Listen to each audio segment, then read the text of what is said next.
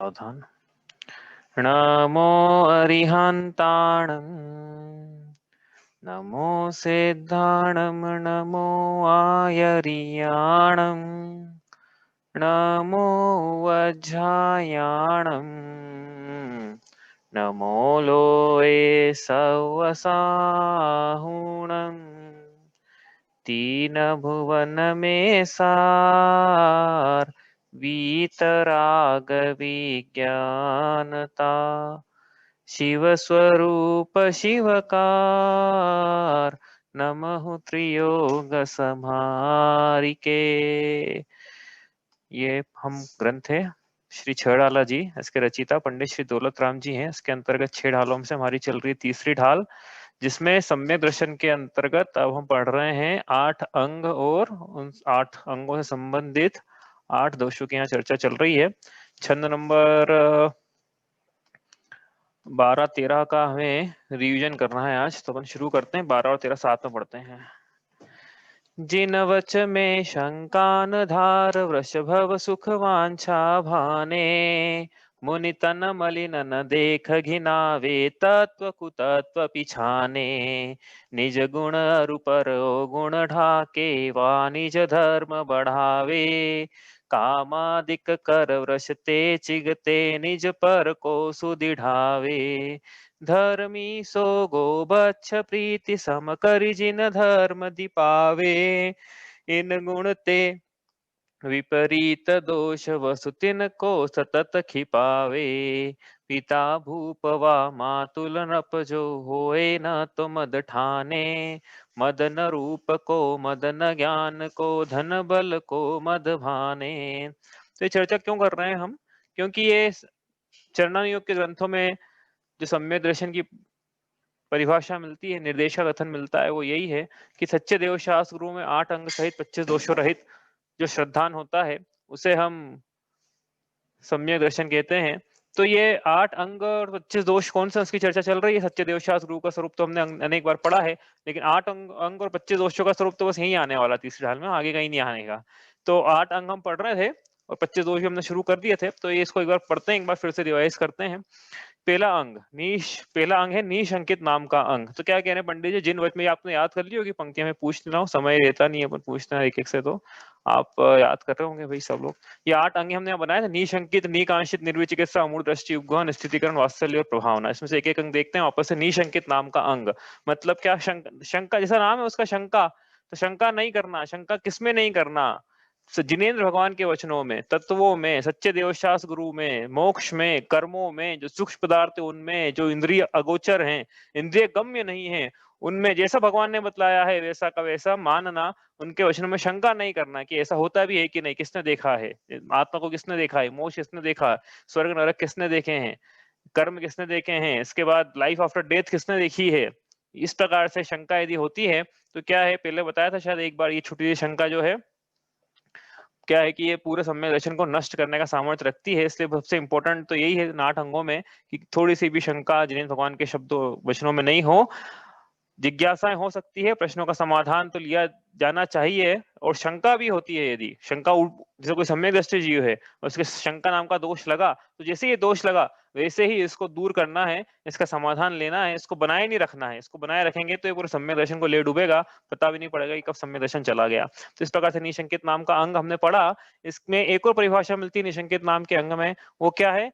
देखो, एक तो हमने यहाँ पे लिखा, देखो निशंकित नाम की परिभाषा क्या है। जिनेन्द्र भगवान के द्वारा बतलाए तत्वों, द्रव्यों, धर्म मार्ग आदि में जो भी सुतत्व है, सच्चे मोक्ष मार्ग में जो जो भी साधन लगते हैं, उन साधनों में किसी प्रकार की शंका न करना। और एक और परिभाषा है कि शंका न करना, शंकित मन नहीं होना। मतलब क्या है? 7 प्रकार के भयों से सम्यक दृष्टि जीव मुक्त रहता है। अब ये 7 प्रकार के भय हैं, इस लोक का भय, परलोक का भय, मरण का भय, वेदना भय, अनरक्षा, गुप्त, अकस्मात, ये तो हमने पढ़े थे। लेकिन इसमें एक बात ये ध्यान रखना कि गृह सम्यक दृष्टि है, उसके श्रद्धा में भय तो नहीं है, लेकिन चारित्र में भय हो सकता है। इसलिए वो घर में ताला लगाएगा, इसलिए वो जंगल में शेर आ जाएगा तो डर के भागेगा, और हो सकता है प्रतिकार भी करे उसका, यदि सामर्थ्य है उसमें तो क्या। लेकिन ये मुनिराज यदि है तो मुनिराज के न श्रद्धान में भय है, न चारित्र में भय है। इसलिए मुनिराज को ये भय नहीं है कि मैं जंगल में तपस्या करूंगा और शेर आ जाएगा तो क्या होगा। हाँ, उनको चारित्र में भी भय नहीं है। इस प्रकार से ये है। नहीं तो आप बोलोगे तो घर फिर सम्यक दृष्टि जी हो तो फिर बहुत सारी चीजें नहीं बन पाएगी, लोकाचार नहीं चल पाएगा उसका। तो ऐसा नहीं है भाई, चारित्र की बात अलग है, श्रद्धान की बात अलग है, श्रद्धान अलग गुण है, चारित्र अलग गुण है। इस प्रकार निशंकित नाम के अंग में अंजन चोर प्रसिद्ध हुए। अंजन चोर प्रसिद्ध हुए ऐसा बोल रहे हैं कि चोर को इतना सम्मान दे रहे हैं, देखो। अब वो चोर तो क्या पुरानी पर्याय थी ना, अब तो सिद्ध भगवान हो गए हैं। तो कौन है अंजन चोर? भाई अंजन चोर एक नगर में, काश्मीर नाम का एक देश है, वहां पे विजयनगर नाम का एक नगर है, वहां की राजा रानी के एक ललितांग नाम का पुत्र हुआ, जो दुर्व्यसनी हुआ। दुर्व्यसनी होने पर जब प्रजा को सताने लगा और जब राजा को पता पड़ा तो उन्होंने गुप्तचरों से कंफर्म कराया कि ये सही है क्या, राजा प्रजा सही बोल रही कि दुर्व्यसनी है मेरा पुत्र, वो स्त्रियों के साथ जाति करता है, कन्याओं को उठा लेता है जबरदस्ती, उनके साथ बलात्कार करता है। तो ये गुप्तचरों ने कंफर्म किया और फिर राजा ने भी कंफर्म रंगे हाथों पकड़ लिया। तब ललितांग के बहुत ज्यादा माफी मांगने पर भी राजा ने अपने ही पुत्र को, ललितांग को, देश निकाला दे दिया। फिर वो ललितांग जो है अन्य नगरों में घूमते हुए फिर एक जगह ऐसे किसी व्यक्ति से मिला जिसकी उन्होंने सेवा करी, तो क्योंकि उसको पढ़ना लिखना कुछ आता नहीं था, कुछ कला नहीं आती थी इसके पास में, तो वो चलो सेवा ही कर ले। इसकी सेवा करके क्या है, उन्होंने अंजन बटी रसायन विद्या सिद्ध करी, जिसको आंखों में लगाने पर अंजन चोर तो दूसरों को देख पाता है लेकिन अंजन चोर कोई नहीं देख पाता है। तो ऐसा करने से वो क्या है कि पहले सप्तम व्यसनी था, अब ऐसी विद्या और मिल गई, सोने पे सुहागा हो गया उसके लिए। तो अदृश्य होकर राजग्रही नगर में वो चोरी करने लगा। राजग्रही नगर में अनंग सुंदरी नाम की एक वेश्या से फिर वो आसक्त हो गया। अनंत सुंदरी ने बोला कि यहाँ की रानी का जब जब तक तुम हार चुरा के नहीं लाओगे तब तक मैं तुम्हारे साथ मानूंगी नहीं कि तुम मेरे सच्चे प्रेमी हो। तो ललितांग रात के अंधेरे में हार चुराने जाता है, और वो हार जो रहता है नील मणि का रहता है, तो वो तो अदृश्य हो जाता है लेकिन वो जो मणियां हैं वो अंधेरे में चमकने लगती है। तो जो सैनिक है उसके पीछे लग जाते हैं। अंजन चोर पहुंचता है शमशान। शमशान में एक देखो, कहानी शॉर्ट में कर रहे हैं अपन, हाँ, नहीं तो वो आपने आप बोलोगे पहले तो आपने उसको वेश्या घर पहुंचाया था, ये शॉर्ट में करना है, उस दिन पहुंचाया था, अभी शॉर्ट में कर रहे हैं। तो वो कहाँ पहुंचा? फिर शमशान। शमशान में क्या देखा उसने कि जिन दत्त के द्वारा, जिन दत्त को एक आकाशगामिनी विद्या प्रकट हुई थी, अमित प्रद विद्युत प्रभ ने उनको ऐसी विद्या दी थी, आकाशगामिनी विद्या, और ये भी बताया था कि भैया और किसी को प्रकट करना है तो उनको ट्रिक बताना कैसे करना है। तो जिन दत्त के माली सोम दत्त को जब जिन दत्त ने बताया कि कैसे करना है, तो सोम दत्त जो है वो शमशान में आकाशगामिनी विद्या सिद्ध कर रहे थे, लेकिन वो कर नहीं पा रहे थे क्योंकि उनमें शंका हो रही थी कि यदि मैंने जो 108 रस्सियों पे ये बांधा हुआ है, क्या झूला बांधा हुआ है, इसको यदि मैं काटा और यदि विद्या प्रकट नहीं हुई तो क्या है कि मैं शस्त्रों पर गिर पड़ूंगा और मैं मरण को प्राप्त हो जाऊंगा। जब अंजन चोर ने देखा कि क्या चल रहा है ऊपर नीचे, उन्होंने सोमदत्त से पूछा तो सोमदत्त ने उनको मंत्र भी बताया, नमो अरियंताणम, ऐसा करके क्या करना, नमोकार मंत्र बोलते हुए इसको रस्सियों के छीकों को काटना है, नीचे गिरेगी, आकाशगामी विद्या प्रकट हो जाएगी। अंजन चोर ने बोला कि ठीक है तो मैं कर लूंगा, जिन दत्त पे, जिनेन्द्र भगवान के वचनों पे, उनके अनुयायियों पे पूरा पूरा मुझे विश्वास है, किसी प्रकार की कोई शंका नहीं है कि होगी कि नहीं होगी। अंजन चोर ने क्या बोला, आड़म ताड़म कछु न जानम सेठ वचन प्रमाणम, ऐसा बोल के 108 रस्सियां एक ही बार में काट ली, नीचे गिरने लगा, आकाशगामिनी विद्या प्रकट हुई जो उसको ले गई जिन दत्त के पास में, जो सुमेरु पर्वत पे थे उस समय। सुमेरु पर्वत पे फिर एक चारणधारी मुनिराज भी थे। अंजन चोर ने उन मुनिराज से दीक्षा ले ली और उसी भाव में, ऐसा सुना है मैंने कि 7 दिनों में ही उन्होंने केवल ज्ञान प्राप्त कर लिया। सत्य 7 व्यसनी अंजन चोर 7 दिनों में केवल ज्ञान प्राप्त करके उसी भाव से निर्वाण को प्राप्त हुआ। इस प्रकार निशंकित नाम के अंग में अंजन चोर प्रसिद्ध हुआ। अंजन चोर कैसे निशंकित नाम के अंग प्रसिद्ध हुआ? कि उनके भगवान के वचन में शंका नहीं, जिन्हें भगवान ने कहा है सत्य है, तो इसमें काय की शंका, सर्वज्ञ वीतरागी की वाणी असत्य कैसे हो सकती है? इस प्रकार से निशंकित नाम का अंग हमने पढ़ा। दूसरा, नीक, आपको कोई प्रश्न हो तो आप पूछ लेना बीच में। दूसरा, नीकांशित नाम का अंग। नीकांशित नाम का अंग मतलब क्या, याद कर लेना, बहुत इंपॉर्टेंट है। धर्म धारण करके धर्म के फल के बदले में संसारी अनुकूलताओं की आकांक्षा न करना, यह निकांक्षित अंग है। वो करना एकांक्षा नाम का दोष है। तो किसका क्या मतलब है कि जीव धर्म का धारण तो कर ले और धर्म के बदले में मंदिर जाके भगवान से क्या मांगे, भगवान कल का खाना परसों का पानी, स्त्री अच्छे चले, सासू माँ अच्छे से रहे मेरे साथ में, धंधा अच्छा चले, इस प्रकार की कांक्षा करना, लौकिक कांक्षाएं करना, यह क्या है, कांक्षा नाम का दोष है। धर्म धारण करके धर्म के फल के बदले में जीव धर्म तो मांग सकता है, धर्म तो चाह सकता है, धर्म की इच्छा कर सकता है, मोक्ष की इच्छा कर सकता है 10वें गुण स्थान के अंत तक, लेकिन धर्म धारण करके वह संसारी अनुकूलताओं की आकांक्षा कर रहा है तो निकांक्षित नाम का अंग, निकांक्षित नाम का अंग उसके नहीं है। अब यहाँ पे एक बात ध्यान रखना, धर्म धारण करके धर्म के फल के बदले में, ऐसा लिखा है। अच्छा तो यही कि संसारी अनुकूलताओं की आकांक्षा जीव करे ही ना, लेकिन गृहस्थ है तो उसके आकांक्षा तो रहेगी कि व्यापार अच्छा चले, नौकरी अच्छी चले, भाई अनुकूलता अच्छी चले, जीवन में हर किसी की इच्छा रहेगी ना, गृहस्थ अवस्था में तो रहेगी कम से कम। लेकिन नहीं रहे तो अच्छा है, लेकिन यदि रहे भी, यदि तो सम्यक दृष्टि के यदि ऐसी इच्छा बनी हुई भी है कि मेरी अनुकूलता बनी रहे, तो वो कम से कम धर्म धारण करके धर्म के फल के बदले में नहीं है। हाँ, धर्म का फल तो वो यही चाहता है कि सम्यक दर्शन ज्ञान चारित्र की प्राप्ति हो, कालांतर में मोक्ष की प्राप्ति हो। तो इस प्रकार से निकांशित नाम का अंग है। इसलिए ऐसे देव जिन जो स्वयं ही सम्यक दृष्टि नहीं है, इनके ठिकाने नहीं पड़ रहे सम्यक दर्शन के, वहां जाके जीव क्या मांगेगा? सम्यक दर्शन दे दो। अरे भैया वो देव बोलेंगे मेरे पास ही नहीं, भौतिक देव हूं मैं तो, जब पैदा हुआ नियम से निश्चय दृष्टि था और अभी भी है कि नहीं है किसको पता है। तो यहाँ वहां जाके क्या मिलेगा? मिथ्या दर्शन। लेकिन यहाँ तो क्या बोल रहे हैं? धर्म का फल सम्यक दर्शन है। तो उन देवों के पास जाने की क्या जरूरत है फिर? यदि जा रहा है जीव तो कांक्षा नाम का दोष है। क्यों? क्योंकि वो लौकिक अनुकूलता चाहने के लिए जा रहा है। देव मूर्ता में इस प्रसंग को लेंगे, इसको छोड़ दिया है, अभी वापस से लेंगे इस प्रसंग को। तो ये क्या है? कांक्षा नाम का दोष है। यदि इस प्रकार से वो धर्म के धारण करके धर्म के फल के बदले में संसारी अनुकूलताओं की कामना, यदि किंचित मात्र भी ये पुण्य की कामना है, अन्य अन्य कामना है, तो ये कांक्षा नाम का दोष है। सम्यक दृष्टि जीव के विचार रहता है कि इंद्रियों के विषय भोग कैसे हैं। यहाँ लिखा है पराधीन है, बाधा सहित है, विच्छिन्न है, विषय में बंद कारण। इसकी चर्चा 2 बार हम कर चुके हैं, है ना। इस प्रकार से वो विषयों का, संसार का इस प्रकार से स्वरूप देखकर इन विषयों के जाल में उलझना नहीं चाहता, उल्टा इनसे बचना चाहता है। उसको पता है कि संसार में, विषयों में, इंद्रियों की अनुकूलता में कहीं भी सुख नहीं है, अतीन्द्रिय सुख ही वास्तविक सुख है। इसलिए वो कांक्षा नहीं करता है। वो वास्तव में अतीन्द्रिय सुख की तो कांक्षा कर सकता है, एक बार चलेगा वो तो, लेकिन इस प्रकार इंद्रिय अनुकूलता की कांक्षा उसके नहीं पाई जाती है।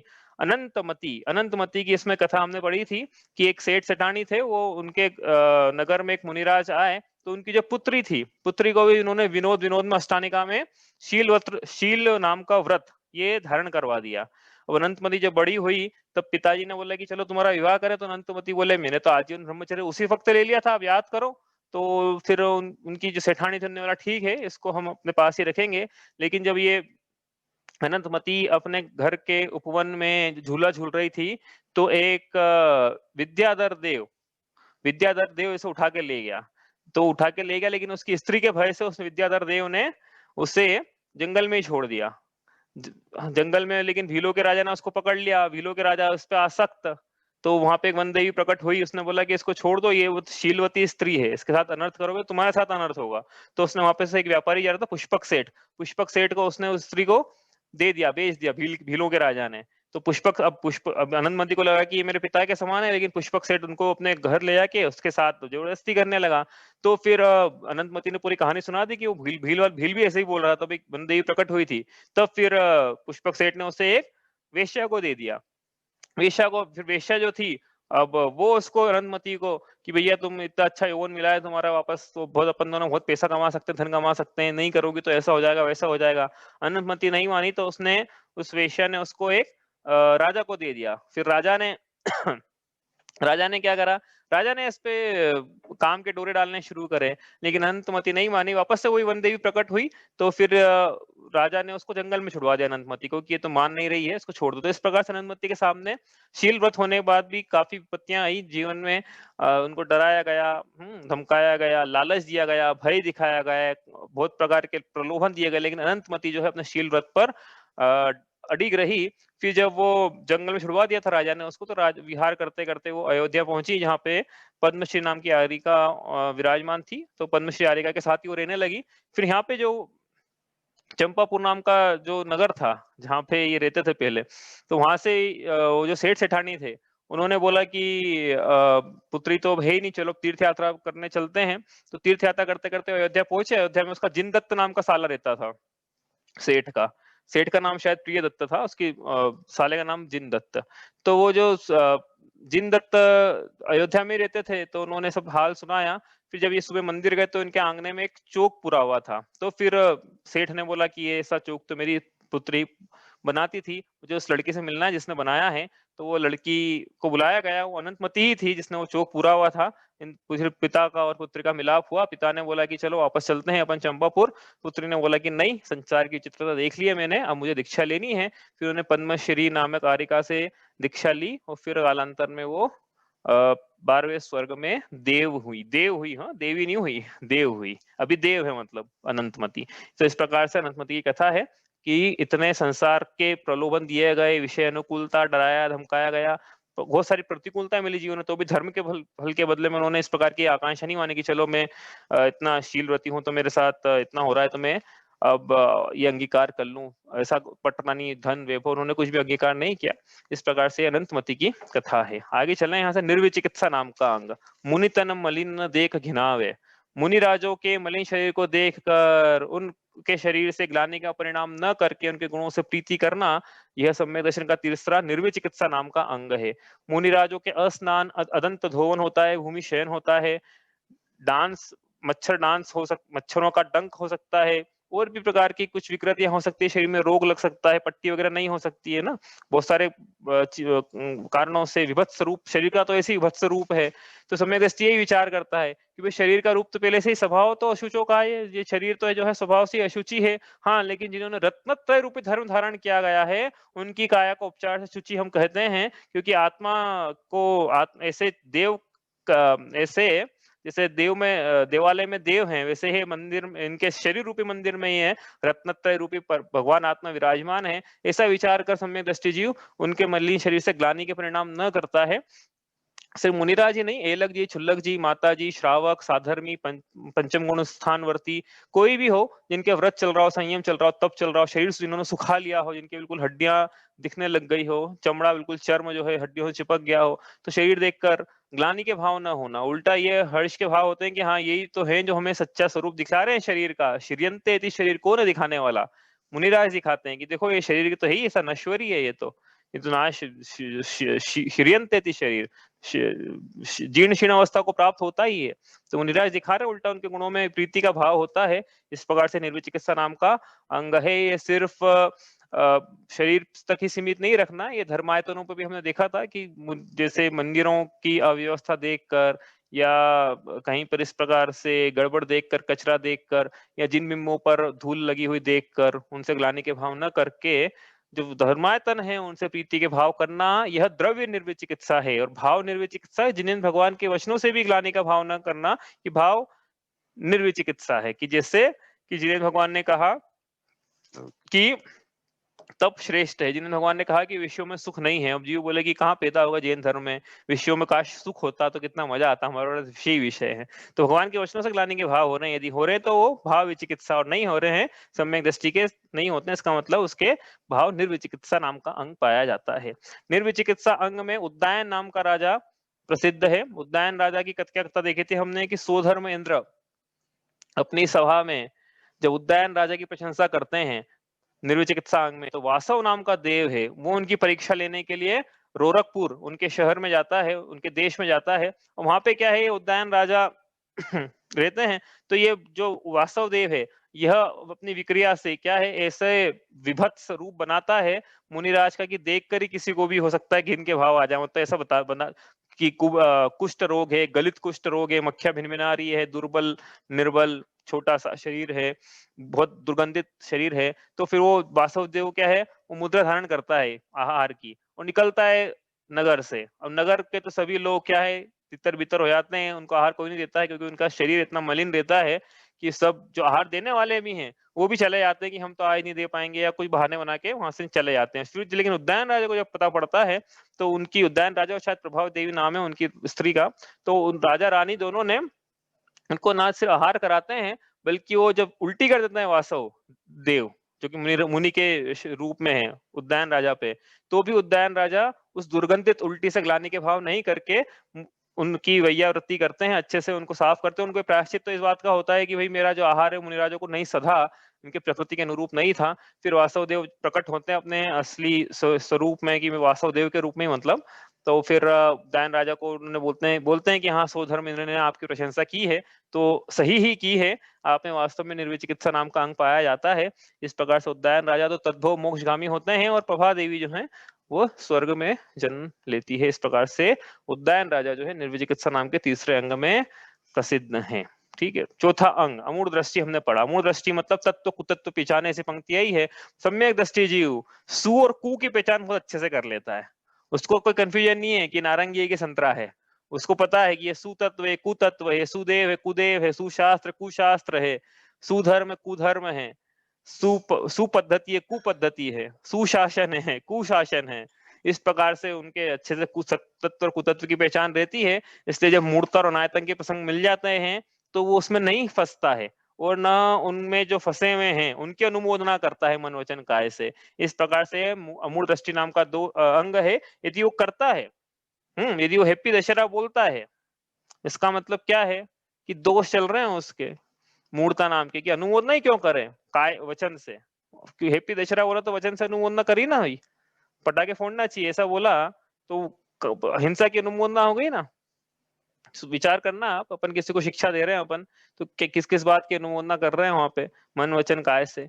और अपने को क्या मिलेगा, वो जो होगा उसका अपन अपनी पंडिता ही साबित करना उसके सामने कि अरे करना चाहिए तुमको, तो करना चाहिए। वो पूछ नहीं रहे फिर भी बोल रहे हैं अपन, अपने को तो कुछ मिल नहीं रहा है, अपने को तो बस ये कि हाँ अपने को विद्वान मान ले ये लेकिन अपने को वास्तव में उल्टा क्या मिला, बहुत सारी मतलब पाप की अनुमोदना हुई वहां पे, उसका फल मिला अपने को। तो ये इस प्रकार से सम्यक दृष्टि के नहीं पाया जाता मूर्ता नाम का दोष, वो फंसता नहीं है, कौतूहल से भी नहीं फंसता है कि चलो देखना चले अपन श्री श्री श्री रविशंकर को देखना चले एक बार, या वो माता अमृतमयी बहुत सारी चल रही है ना साध्वियां, ये साध्वी वो साध्वी, चलो देखने चले।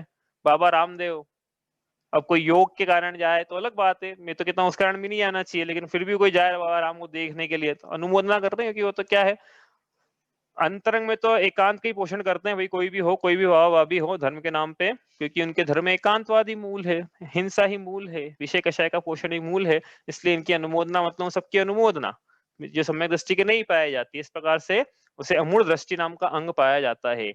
एक बार एक विद्याधरों का राजा दक्षिण मथुरा नाम की नगरी में तीर्थ यात्रा के लिए गया। वहां पे गुप्ताचार्य के उपदेश सुनकर, अब कहीं तो ऐसा लिखा है कि उनको वैराग्य हो गया, उन्होंने क्षुल्लक दीक्षा ले ली, कहीं लिखा है कि नहीं भी ली, राजा ही, तो अपन एक वजन लेके चलते हैं, अपन ने शायद उस दिन राजा वाला वजन लिया था, आज क्षुल्लक जी वाला वजन ले लेते हैं, तो ठीक है तो वो उन्होंने क्षुल्लक दीक्षा ले ली। कौन, विद्याधरों का राजा दक्षिण मथुरा में आचार्य गुप्ताचार्य से क्षुल्लक दीक्षा ले ली। अब लेकिन जब दीक्षा ली आती ना तो विद्याएं छोड़ना पड़ती सारी, तो क्षुल्लक जी ने क्या करा, अपनी दो तीन विद्या उनको सरा की काम आएगी मेरे, तो वो रख ली उनने, बाकी तो छोड़, क्षुल्लक तभी क्षुल्लक जी ना मुनिराज को तो पूरी छोड़ना पड़ेगी। क्षुल्लक जी ने बोला चलो मेरी फ्यूचर में कभी काम आए तो मैं रख लेता हूँ एक दो, तो उन्होंने रख ली और बाकी विद्या छोड़ दी। अब इन्होंने गुप्ताचार्य जी से बोला कि मुझे उत्तर मथुरा जाना है, तीर्थ वंदना का मेरा भाव है, तो वहां पे मुझे आपको किसी को संदेश पहुंचाना है उत्तर मथुरा में, तो आप पहुंचा दीजिए। तो गुप्ताचार्य ने कहा कि वहां पे एक सुव्रताचार्य है, उनको मेरा नमोस्तु कहना, और रेवती रानी है, वरुण राजा की रानी रेवती रानी उत्तर मथुरा में, उनको धर्म वृद्धि का आशीर्वाद देना मेरी तरफ से। और वहां पे एक भव्य सेन नाम के एकादश शांग के पाठी मुनिराज भव्य सेन भी थे, लेकिन उनके लिए गुप्ताचार्य ने कोई संदेश नहीं पहुंचाया, तो इनको बड़ा कौतूहल हुआ छुल्लक जी को। उन्होंने दो तीन बार बोला कि ये दो ही है, और किसी को नहीं, और किसी को नहीं, बोले नहीं और किसी को नहीं, तो ना ऐसा कैसे, वहां पे आचार्य भवसेन भव्य सेन है, उनको इग्नोर कैसे कर दिया इनने। तो फिर वो छुल्लक जी गए वहां पे, और उन्होंने पहले आचार्य सुव्रताचार्य के पास गए, इनके अच्छे साधन में वात्सल्य एक दूसरे पे जैसा जैसा जिसका पद था, आपस में इनकी धर्म की चर्चा हुई। सूरताचार ये कुछ क्षुल्लक जी कुछ गलत काम भी कर रहे थे, तो उन्होंने धर्म का मतलब जानबूझ के धर्म का परीक्षा लेने के लिए धर्म का विपरीत कार्य कर रहे थे, क्षुल्लक वेश में जैसा कार्य होना नहीं चाहिए था वैसा कार्य कर रहे थे, तो सूरताचार्य ने उनको उपदेश दिया कि नहीं, क्षुल्लक वेश में आप ये कार्य नहीं करना चाहिए आपको। इस प्रकार से परीक्षा में सफल हुए सूरताचार्य, उन्होंने बोला कि हाँ ठीक है, कहा गुप्ताचार्य ने कि ये वाकई में नमोस्तु के योग्य हैं। अब वो गए भव्य सेन के पास में, भव्य सेन की, अब भव्य सेन एकादश अंग के पाठी, अब उन्होंने अपने अभिमान के कारण छुल्लक जी को, चंद्रप्रभ नाम था इनका, इन राजा का नाम चंद्रप्रभ था, छुल्लक जी का नाम भी अपन चंद्रप्रभ ही ले लेते हैं, चंद्रप्रभ छुल्लक जी को क्या है, इनका कोई अभिवादन सत्कार नहीं किया। अब जब सुबह का समय आया, भव्य सेन जी को शुद्धि के लिए जाना था, तब उन्होंने विक्रिया से घास बिछा दी रास्ते में छुल्लक जी ने। अब भव्य सेन ने बोला कि देखो शास्त्रों में लिखा है कि मुनिराज को घास पे नहीं चलना चाहिए, लेकिन हमको तो क्या है, हम तो चलेंगे, तो वो चले घास पे। फिर अब शोष पे जाना, शुद्धि पे जाना है, तो कमंडल में पानी चाहिए, इन्होंने विक्रिया से शुल्लक जी ने पूरा पानी सुखा दिया कमंडल का, और फिर उन्होंने क्या करा, भव्य सेन ने कि पास में एक झरना था, उस अप्रासुक जल से शुद्धि करी अपनी। तो इस प्रकार से काफी विकृतियां देखी उन्होंने, और उनसे बोला भी कि भाई धर्म का क्या स्वरूप है, आत्मा तो दिखती नहीं है, फिर भी आपने मुझे इच्छा ले ली है। तो भगत सेन बोले हाँ बात तो सही है आपकी, लेकिन अब ले ली है तो निभाना तो पड़ेगी, देखो। इस प्रकार से मतलब उन्होंने काफी विपरीतताएं दिखाई, श्रद्धा में भी और चारित्र में भी काफी अनाचार लगा, चारित्र में भी। तो छुल्लक जी ने बोला काय के भव्य सेन है, ये तो अभव्य सेन है, ऐसा अभव्य सेन नाम दे के फिर वो गए रेवती रानी के पास परीक्षा लेने के लिए। उन्होंने क्या करा, छुल्लक जी ने पूर्व, दक्षिण और पश्चिम नगर के इन 3 द्वारों पर एक-एक दिन ब्रह्मा, विष्णु और महेश जैसे जगत में माने जाते हैं, कल्पनाओं में माने जाते हैं, वैसा रूप दिखा के बैठे। एक दिन ब्रह्मा का, एक दिन विष्णु का, तीसरे दिन महेश का। और पूरे नगरवासी तो गए वहां पे, भव्यसेन भी गए वहां पे, सब गए 2 लोगों को छोड़कर। एक तो सूरताचार्य और दूसरी रेवती रानी। राजा ने बोला कि चलो ना भाई, ब्रह्मा विष्णु महेश साक्षात आए, चलती क्यों नहीं हो? तो रेवती रानी ने क्या बोला? नहीं फंसूंगी मैं नहीं फंसूंगी मैं, नहीं फंसूंगी। शिकारी आएगा, दाना डालेगा, जाल फैलाएगा, मैं नहीं फंसूंगा, ऐसा ध्यान रखना। हाँ हाँ। तो वहां गई, वो गई क्या? नहीं, नहीं गई वो। क्यों? क्योंकि उन्होंने बोला कि होते ही नहीं है, जिनवाणी में लिखा ही नहीं है। जो जो होना था सब हो गए। आदि ब्रह्मा हो गए, नारायण हो गए, रुद्र के अवतार हो गए जैन धर्म में, अब कोई नहीं होने वाला है। तो आई नहीं। अब इन्होंने बोला, क्षुल्लक जी ने, कि ये तो आई नहीं है, एक काम करते हैं। अब उत्तर द्वार पे ये स्वयं समोशरण लगा के बैठ गए। विक्रिया से हो, सारी चीजें विक्रिया से हो रही है। विक्रिया तो उनके विद्याधर राजा थे, सब आती थी उनको विक्रिया। तो अब बोले अब तो आएगी है, अब तो जिन धर्म की अनुयायी ना रेवती रानी, अब तो आएगी ना समोशरण में। अपन जाते कि नहीं जाते कौतूहल से, विचार करना। अब ये रेवती रानी, हाँ, रेवती रानी क्या, राजा ने बोला कि चलो अब तो चलोगी कि नहीं? अब तो जैन धर्म के। तो रेवती रानी क्या बोली कि देखो, तीर्थंकर तो 24 ही होते हैं जो हो चुके हैं, ये किसी की मायाचारी है, मैं नहीं जाऊंगी फंसने के लिए, जरूर कोई ना कोई प्रपंच है इसमें। इस प्रकार से मूर्ताओं के प्रसंग मिलने पर भी मन वचन काय से ना नहीं करी, न गई, न वचन से, न मन से, न जाई गई, मतलब काय से। इस प्रकार से रेवती रानी ने अपने इस प्रकार से अमूर्तष्टि नाम के अंग में वो प्रसिद्ध हुई। फिर क्षुल्लक जी ने उनको धर्मवृद्धि का आशीर्वाद दिया, और रेवती रानी फिर आगे चल के मरण को प्राप्त करके, निर्वाण को प्राप्त नहीं हो सकती स्त्री, इसलिए स्वर्ग को प्राप्त हुई। सम्यक दृष्टि के तो नियम से क्या होता है, वैमानिक स्वर्ग में देव बनता है, छोटा मोटा देव नहीं बनता है। वो देखेंगे अपन कैसा कैसा बनता, प्रसंग आएगा इसमें जब। ठीक है, तो देव हुई, अभी भी देव है मतलब। तो इस प्रकार से अमूर्तष्टि अंग में रेवती रानी प्रसिद्ध है। यदि हमें नहीं पाया जा रहा है तो हमें मूर्त नाम का दोष पाया जा रहा है, ऐसा नहीं है, हमें ग्रहित मिथ्यात्व पाया जा रहा है। सम्यक, ये मूर्त नाम का दोष तो क्या है, सम्यक दृष्टि के लिए, कि सम्यक दृष्टि ने कभी कदाचित कर ली कि हाँ इनका भी अच्छा बताते हैं, तो उसके फिर दोष है, तो दोष को हटा ले जल्दी से जल्दी। लेकिन कोई मिथ्या दृष्टि प्रसंग कर रहा है तो क्या है, उसके तो ग्रहित मिथ्यात्व चल रहा है, उसके कहा कि मूर्त नाम का दोष चल रहा है। ठीक है, मतलब वो तो चल ही रहा है, लेकिन ग्रहित मिथ्यात्व के आगे कहाँ है दोष, क्योंकि दोष से सम्यक दर्शन की बात चलेगी तो दोषों की बात चलेगी। तो इस प्रकार से 4 अंगों की चर्चा हमने करी। अगला अंग है सम्यक दर्शन का उपगुहन। क्या कहा है हम उपगुहन अंग में? तो 3 बातें हैं यहाँ पे उपगुहन में। स्वयं के गुणों की मन वचन काया से प्रशंसा न करना, पर के दोषों की निंदा न करके उनको ढकना, और अपनी आत्मा के धर्म की वृद्धि करना, जिससे उपग्रहण कहते हैं। ये आत्मा के धर्म की वृद्धि करना, ये उपग्रहण है। हाँ, इसी दो दो नाम मिलते हैं, उपगुहन और, ये इसमें बड़े ऊ की मात्रा आएगी, उपगुहन। हाँ, उपगुहन, ठीक है, बड़े ऊ की मात्रा इधर। चलो, स्वयं के गुणों की मन वचन काया से प्रशंसा न करना। तो ये तो क्या है कि जीव क्या है, बड़ा दिखना चाहता है। पहले ही प्रसंग आया था इसका, जीव बड़ा दिखना चाहता है, इसलिए क्या है कि अपनी प्रशंसा करवाना चाहता है, अपनी प्रशंसा का भाव रखना चाहता है मन वचन का, ऐसे अपने आत्मा के गुणों की, जिसमें गुण विद्यमान ही नहीं है। तो यदि हो भी तो प्रशंसा क्यों चाहता है? वो गुणों का स्वयं भोगने वाला है ना, तो फिर क्यों चाहता है? सम्यक दृष्टि जीव विचार करता है कि मेरे मुझे गुण पाए जा रहे हैं, तो ये तो मैं ही भोग करूंगा इसका भी। मैं सुंदर हूं तो अपनी सुंदरता का भोग मैं ही कर रहा हूँ। हाँ, ये गुण नहीं है कोई हाँ, आत्मा का। तो वो, लेकिन उसके क्या विचार है कि मुझ में अच्छी चीज भगवान की भक्ति पाई जाती है, तो उस भक्ति का भोग कौन कर रहा है? मैं स्वयं कर रहा हूँ। लोगों से प्रशंसा की क्या चाह है मुझे? क्या आप अच्छी से पूजा करते हो, आपको पूजा है सब याद है, क्यों प्रशंसा चाहते हो आप लोगों से? समय दृष्टि नहीं चाहता है इस प्रकार से। ये नहीं कि आगे आगे बैठ के हम तो क्या है कि सबसे आगे रोज हम ही पूजा करेंगे, किसी को करने ही नहीं देंगे। हमारी जगह फिक्स हो जाती है मंदिर में। मंदिर में जगह फिक्स नहीं होना चाहिए वैसे, है, अब जगह बदल के पूजा करना चाहिए अपने को। मेरा ऐसा मतलब, मेरे को भी लोगों ने ऐसे ही बताया कि भाई एक ही जगह बैठ के मत करा करो, कोई आपने खरीद नहीं ली है वो जगह, कभी यहाँ कर लो, लोग दूसरे लोगों को करना हुई वहां पे, तो आप बैठ जाते हो रोज जाके, हैं, तो कौन बोलेगा आपको फिर? तो इसलिए क्या है कि आप देख लो, एक दिन यहाँ कर लो, एक दिन वहां कर लो, देख लो कि किसी को अपनी जगह पे किसी को बैठना तो नहीं है। ये तो क्या है कि बड़ा फिर झगड़े हो जाते हैं फिर कि जैसे आपने ठेका ले लिया उस जगह का। छोटी छोटी सी बातें हैं, देखो चरणानियों में बहुत सारी बातें निकलती है, अपन बहुत ज्यादा सूक्ष्मता से जाएंगे तो बहुत बातें निकलेगी। इसलिए जहां जैसा प्रसंग आएगा अपन लेके आगे बढ़ जाएंगे।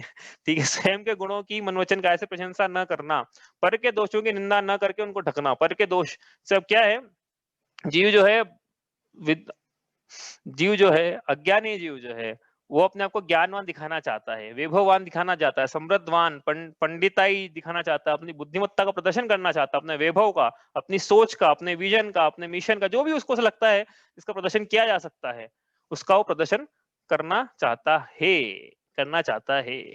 अब मैं विद्यालय में उदाहरण के लिए बताऊं क्या अपना, आपको लगा मेरी प्रशंसा कर रहा हूँ, लेकिन मैं उदाहरण दे रहा हूँ भैया, हाँ, इसलिए मेरे को मान लो कुछ मिला, मेरे को विद्यालय में रिवॉर्ड मिला कोई, अब बता नहीं रहा कौन सा रिवॉर्ड मिला, नहीं तो आप बोलोगे आपने गुणगान कर रहे हो, जिनको पता है उनको पता है, कुछ मिला, अब मैं उसको लगा लूं अपनी दीवार, यहाँ दीवार पे हॉल में, क्यों लगाया भैया?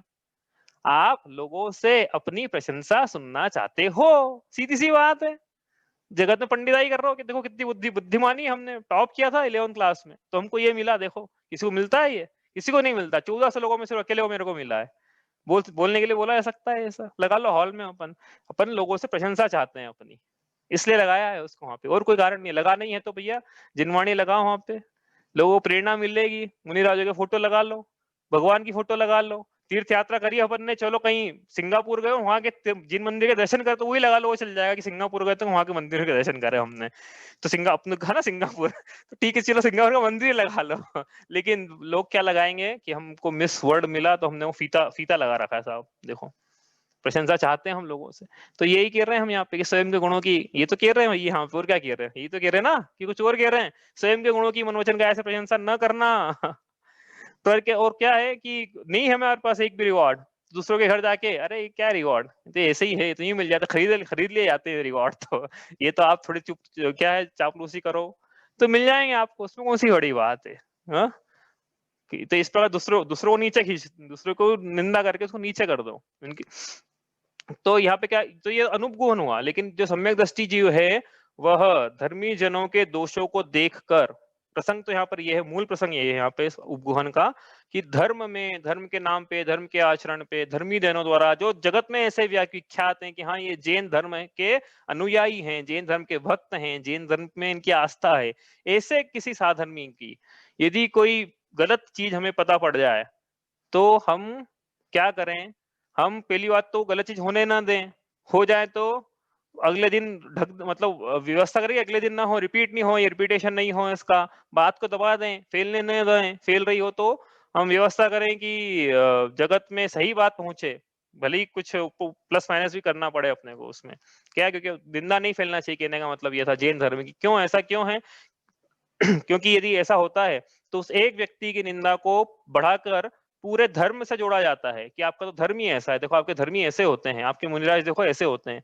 वेश तो ऐसा धारण किया इन्होंने लेकिन चर्या इनकी ऐसी है देखो, या कोई आपके रोज मंदिर जाते हैं इनके, लेकिन देखो इनके तो मंदिर जाने के बाद भी चोरी के परिणाम पाए जा रहे, गबन कर लिया इनने बैंक में, तो वो कर भी लिया हो तो छुपाना पड़ता है, ये नाम प्रसिद्ध है ना भाई, प्रसिद्ध है क्योंकि वो मंदिर जा रहा है रोज, अभिषेक कर रहा है रोज, उसकी बात फैल जाएगी तो फिर निंदा होगी धर्म की, मतलब इतना धार्मिक होने पर भी ऐसे काम पाए जा रहे हैं उसके, तो पहली बात तो होना ही नहीं चाहिए ऐसा, लेकिन हो गए हो किसी से तो कम से कम हम उसकी निंदा ना करें, बात तो यहाँ पे ये है, लेकिन इस बात को अपन ने क्या थोड़ा बढ़ा दिया है, किसी की भी निंदा ना करें और स्वयं की प्रशंसा ना करें, हाँ, दो बातें यहाँ पे ली है। और तीसरी बात क्या है यहाँ पे कि अपने आत्मा के धर्म की वृद्धि करना, आत्मा का धर्म मतलब सम्य दर्शन, सम्य ज्ञान, ये बढ़ते हुए रहे, दर्शन विशुद्धि भावना है ना, बढ़ते हुए रहें, सम्यक ज्ञान बढ़ता हुआ रहे, इस प्रकार से उपगुहन नाम का अंग है। एक राजा का एक पुत्र था सुवीर नाम का, तो सुवीर नाम का जो पुत्र था वो दुर्व्यसनी था, तो उसके फिर मित्र भी ऐसे ही थे, चोर उचक्के टाइप के। तो पास का एक नगर था, उस नगर में जिन भक्त सेठ ने अपने मंदिर में बेडूरी मणि लगाई हुई थी, जब सुवीर को ये बात पता पड़ी तो उन्होंने अपने मित्रों को बोला, चोर मित्रों को, कि ऐसा कोई है जो स्वेडूरी मणि को चुरा सकता है। तो एक सूर्य नाम का चोर था, वो बोलता कि मैं चुरूंगा, मैं काम करूंगा ये। तो सूर्य नाम के चोर ने जिन भक्त सेठ को ऑब्जर्व किया थोड़े दिनों तक, फिर देखा कि ये जो क्षुल्लक टाइप के लोग हैं, जो वेशधारी रहते हैं, उसको पता थोड़ी क्षुल्लक होते हैं, उसने तो क्या वेश देखा कि हाँ ये इस टाइप का जो वेश रहता है ना, इसमें ये इनकी बड़ी सत्कार करते हैं, इसको मंदिर में, इनको मंदिर में रहने के लिए दे देते हैं। तो उन्होंने क्या करा, क्षुल्लक नाम का वेश धारण किया और अपनी तप आदि करा के अपनी प्रसिद्धि कराई, शरीर सुखा लिया।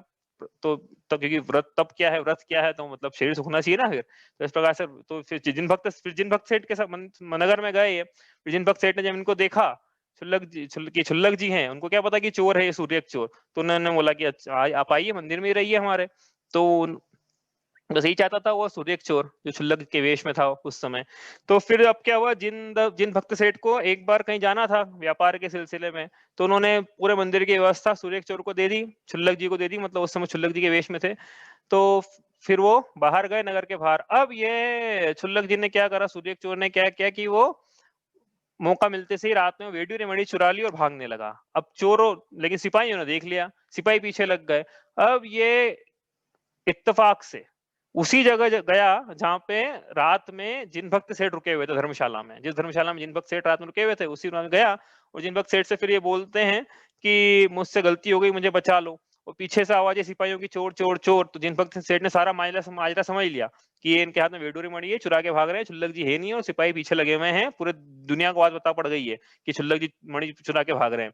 तो फिर जिन भक्त सेठ ने क्या बोला सिपाहियों से कि अरे आप व्यर्थ ही हमारे साधर्मी को, आप व्यर्थ ही हमारे क्षुल्लक जी को परेशान कर रहे हैं, ये कोई चोर थोड़ी हैं, हमने इनको बोला था वेडूरी मणि लाने के लिए, आप कैसे बोल रहे हैं चोर हैं, इनसे आप क्षमा मांगिए, ये तो हमने ही बोला था। इस प्रकार से उन्होंने क्या करा, सूर्य चोर को नहीं बचाया, उन्होंने ये बात, उसको तो बचा ही बचाया उन्होंने, लेकिन ये बात छुपा ली जगत से कि जैनियों के क्षुल्लक जी तो ऐसे होते हैं, नहीं तो जगत में बात होते नहीं है ऐसे, होते नहीं है ऐसे, लेकिन जगत में ऐसी बात फैलती ना, वेश को देखे कि आपके वेशधारी तो ऐसा काम करते हैं।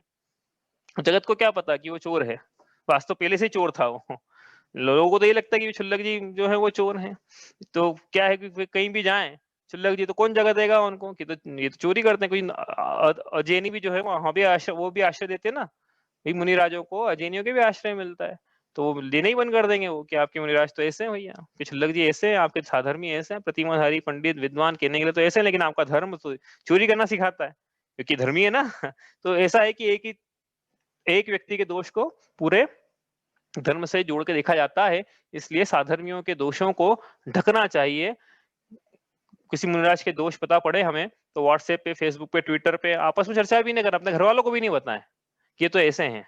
हाँ, यदि बताना ही है उनको, उनको आपको लगता है कि इनमें दोष हैं, चर्चा ही करना, सीधे जाके करो उनसे, मुनिदास से, सामर्थ्य है यदि आप में तो, या उनके आचार्य से करो आप में सामर्थ्य है तो। लेकिन क्या है, पीठ पीछे उनकी निंदा उनकी क्या, किसी की भी नहीं करना चाहिए, लेकिन यहाँ बात है साधर्मियों की इस प्रकार से निंदा नहीं होना चाहिए। तो इस प्रकार से उपगुहन है, यदि करते हैं हम निंदा इस प्रकार की, तो अनुपगुहन नाम का दोष लगता है। तो हम जो सम्यक दृष्टि जीव है उसके इस प्रकार अनुपगुहन नाम का दोष नहीं होता है।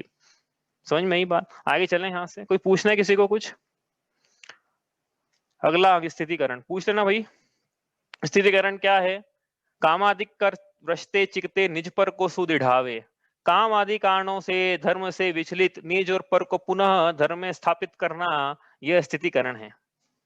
सीधी सी परिभाषा है इसकी। स्थिति करना है, किसकी करना है? कि पहले तो स्वयं की करना है कि स्वयं ही नहीं भाई विचलित हो धर्म से, स्वयं धर्म में स्थित बने रहें, और स्वयं बने रहेंगे तो दूसरे को कर पाएंगे ना। तो पहले तो स्वयं स्थित रहें, फिर दूसरे यदि धर्म से चलायमान हो रहे हो या कभी धर्म से जुड़े ही ना हो, तो ये जिम्मेदारी हमारी है। किसकी है? हमारी है, कि हम सभी को धर्म में स्थित करें उनको। ऐसा नहीं कि तुम तो हम पढ़ रहे हैं स्थितिकरण। स्थितिकरण मतलब कि पहली दो देखो, इसमें जो मूल बात है वो तो ये है कि जो व्यक्ति पहले धर्म में स्थित था, लेकिन अब किसी भी कारण से, बहिरंग कारणों से, अंतरंग कारणों से, अंतरंग कारण मतलब कषायों का उदय आ जाए, मिथ्यात्व में पड़ जाए, या इंद्रियों कषायों के विषयों की लालसा बढ़ जाए उसके, तो क्या है, धर्म से विचलित हो सकता है। या बहिरंग निमित्त मिल जाए उसके, जैसे क्या है कि कुधर्म का चमत्कार देख ले, या कुधर्म नास्तिक मतियों की बातें अच्छी लगने लगे उसके, कि हाँ यही होता है, विषयों में ही सुख है, संसार में ही सुख है, धर्म नाम का कुछ होता नहीं है। इस प्रकार से उस किसी भी कारण से धर्म से विचलित हो जाए, चलायमान होने लगे, तो उसको क्या करना है? उसको वापस से तत्व का उपदेश दे के, उसको वापस से 12 भावना किसी भी प्रकार से धर्म में स्थित करना है। स्वयं को भी करना है, पर को भी करना है। तो स्वयं को स्थितिकरण करने का सबसे अच्छा माध्यम तो ये है कि हम रोज क्या करें? छठ आवश्यक रोज करें हम। छठ आवश्यक क्या होता है? सो प्रसंग कभी आएगा नहीं है इसमें छठाला में, इसे अपन लिया भी नहीं कभी, लेकिन छठ आवश्यक क्या है? गुरु पूजा, देव पूजा, शास्त्र स्वाध्याय, गुरु पास्थी, तप, दान, संयम, ये छठ आवश्यक है, रोज करें जीव। इसलिए करा प्रतिदिन करना है श्रावक को। क्या करना है? देव पूजा, देव दर्शन लिखा है कहीं पे, हम तो देव पूजा बोलेंगे, लेकिन देव पूजा, शास्त्र स्वाध्याय, गुरु पास्थी, तप, दान, संयम, ये छठ आवश्यक रोज श्रावक को करने योग्य हैं। क्यों करने योग्य हैं कि यदि रोज करता है तो उसका स्वयं धर्म में स्थित रहता है, वो स्वयं रोज जिनेन्द्र भगवान के दर्शन करेगा, रोज स्वाध्याय करेगा, तप दान संयम गुरुपास्ति अनुकूलता जैसे योग्य अवसर मिले वैसे, तो उसका खुद का धर्म में स्वयं स्थित रहेगा। वो स्वयं को स्वयं स्थित रहेगा तो पर को भी स्थित करेगा। पर को स्थित कैसे करें हम कि पर को स्थित करने के लिए क्या है, हम इस प्रकार से उपदेश दें हमारे वचनों से, डायरेक्टली या इनडायरेक्टली, कि पर का धर्म के प्रति झुकाव हो कि हाँ वास्तव में करने लायक तो यही कार्य है। हाँ, आप किसी से बोलो कि आप 5 घंटे स्वाध्याय करते हो तो कम से कम सामने वाला 5 मिनट तो करेगा, 15 मिनट तो करेगा। कि भई इतने बिज़ी शेड्यूल में 5 घंटे रोज निकालते स्वाध्याय के लिए। इतने बिज़ी शेड्यूल में और कोई इनको ऐसा तो है नहीं कि इनको किसी चीज़ की कमी पड़ रही है जीवन में, कि रोटी खाने के लिए कम मिली। हाँ, कहीं इनको कुछ कमी तो हुई नहीं जीवन में, सब चल रहा है इनका बढ़िया, वो 5 घंटे रोज स्वाध्याय के। तो ऐसा ही तो मतलब अपनी तो क्या अपनी प्रशंसा नहीं करना है यहाँ पे, लेकिन किसी भी प्रकार से सामने वाले को स्थित करना है धर्म में कि हाँ वो भी करे, कम से कम 5 मिनट 10 मिनट 15 मिनट तो रोज करे। हाँ, आचार्य तो यही बोलते हैं कि एक शब्द भी पढ़ लो तो बड़ी बात है। हालांकि मैं तो एक शब्द का ज्यादा इसलिए फेवर में नहीं हूँ कि जिनका बुद्धिमत्ता अच्छी वो एक शब्द में कर लें, जिन्होंने पहले का पढ़ा हुआ है, लेकिन जिसने कुछ नहीं पढ़ा है वो एक शब्द में क्या कर लेगा। इसलिए क्या है कि कम से कम एक लॉजिकल चंक ऑफ स्वाध्याय तो रोज करना चाहिए, तो स्वयं का स्थितिकरण रहता है धर्म में। नहीं तो क्या है, थोड़ी सी प्रतिकूलताएं दिखेगी और जीव क्या है चलायमान हो जाएगा कि हम तो इतना मंदिर जाते हैं और ये देखो हमारे साथ इतना हुआ। थोड़ी सी प्रतिकूलता दिखेगी और विचलित हो जाएगा। थोड़ा सा इष्ट का वियोग होगा, अनिष्ट का संयोग होगा, सबसे पहले धर्म से नाता तोड़ेगा। इसलिए क्या रोज स्वाध्याय करना जरूरी है। सम्यक ज्ञान कला है, पहले बोल के आए हैं ऐसा। सम्यक ज्ञान मतलब शास्त्र स्वाध्याय से मिलती है और सम्यक ज्ञान पूरी कला शास्त्र स्वाध्याय से मिलेगी। तो यहाँ पे क्या कह रहे हैं कि किसी भी कारण से बहिरंग कारण हो या अंतरंग कारण हो, निज का या पर का यदि धर्म से विचलित हो रहा है तो धर्म में स्थित करें, और जो धर्म में स्थिति नहीं है तो सबसे पहले तो हम अपने आप को करें, दूसरे नंबर पे हम पे जो आश्रित हैं, हमारे कुटुंबी जन एक ही छत के नीचे रहने वाले, उनको करें, हमारे मित्रों को करें, हमारे संबंधियों को करें, हमारे फर्स्ट रिलेशन सेकंड रिलेशन, पड़ोसी पड़ोसी, मंदिर जाने वाले जो साधर्मी हैं, जो हमको जानते हैं भाई कि हाँ भाई ये अपने शुभ चिंतक हैं। मैंने बताया था कि नहीं करेंगे तो उनके साथ धोखा हो जाएगा फिर, क्योंकि हमने तो उदाहरण दिया था ना एक बार कि भाई क्या था उदाहरण कि हम रोग का पता लग जाए, डॉक्टर का पता लग जाए किसी को, दोनों को एक ही रोग है, मतलब 2 व्यक्ति हैं, दोनों को एक ही प्रकार का रोग है। एक व्यक्ति को लग गया डॉक्टर, अच्छे डॉक्टर का पता जो कि रोग ठीक कर सकता है, उसने रोग ठीक भी करवा लिया, तो दूसरे व्यक्ति को बताएगा कि नहीं बताएगा कि हाँ भैया ये डॉक्टर के पास चले जाओ, ये रोग ठीक कर देंगे तुम्हारा। बताएगा ना, बिल्कुल शुभचिंतक होगा तो बताएगा, नहीं होगा तो नहीं बताएगा। नहीं बताए अपन यहाँ पे किसी को, इसका मतलब है ना कि वो ये बोलेगा ना कि भैया हम तो आपको अपना शुभचिंतक मानते थे, आपने बताया क्यों नहीं कि इस 3 लोग की अनादिकाल की जो बीमारी चली आ रही है उसको ठीक करने के लिए मैं तो अनादि से रोगी हूँ, उपचार कराने आया हूँ। हे भगवान, जिस प्रकार मैं प्रतिदिन आपके पास उपचार कराने आता हूँ, वैसे आप भी जाओ, वही उपचार करेंगे। क्या मतलब दूसरे से बोल रहे हैं अपन की हम भगवान के पास जा रहे हैं उपचार कराने के लिए, आप भी इन्हीं भगवान के पास जाओ उपचार कराने के लिए। यही करने में सक्षम है और कोई, क्योंकि इन्होंने अपना कराया उपचार, इन्होंने अपने कषायों की वेदना दूर करी है, विषयों की वेदना दूर करी है, संसार परिभ्रमण को तोड़ा है, कर्मों को छोड़ा है। यही कर सकते हैं, यही वेद ये सच्चे हैं, इसके अलावा कोई दूसरा नहीं है। हम करवा रहे हैं अपना इलाज और हमें प्रशमता की प्राप्ति हो रही है, संसारिक अनुकूलता की प्राप्ति भी हो रही है, सभी चीजों की प्राप्ति हो रही है, तो आप भी जाओ, आपको भी प्राप्ति होगी ना। तो ऐसा करके क्या है, धर्म में स्थित करना है सभी को, अपने आश्रितों को, अपने अपनी संतति को, और अपने घर में जो भी हैं, जो जो पहले नहीं रह पाए धर्म में स्थित किसी कारण से, XYZ कारण, कुछ भी कारण हो सकते हैं, तो उनको भी धर्म में स्थित करने की जिम्मेदारी हमारी है। इस प्रकार से स्थितिकरण नाम का अंग हमने पढ़ा। यदि हम नहीं कर रहे हैं तो 2 प्रकार से, एक तो 2 प्रकार से अस्थितिकरण हो रहा है, एक तो बिना उपदेश के और एक उपदेश के साथ में। उपदेश के साथ में अस्थितिकरण कैसे हो रहा है कि अरे अभी तुम कहाँ, अभी से तुम ये कर रहे हो, तुमको तो ये करना चाहिए, वो करना चाहिए, मतलब व्यक्ति धर्म में स्थित है तो उसको धर्म से निकाल के विषयों की भट्टी में झोंकने का काम हो रहा है, संसार के ताप में जलाने का काम हो रहा है एक तरह से, तो ये अस्थितिकरण है।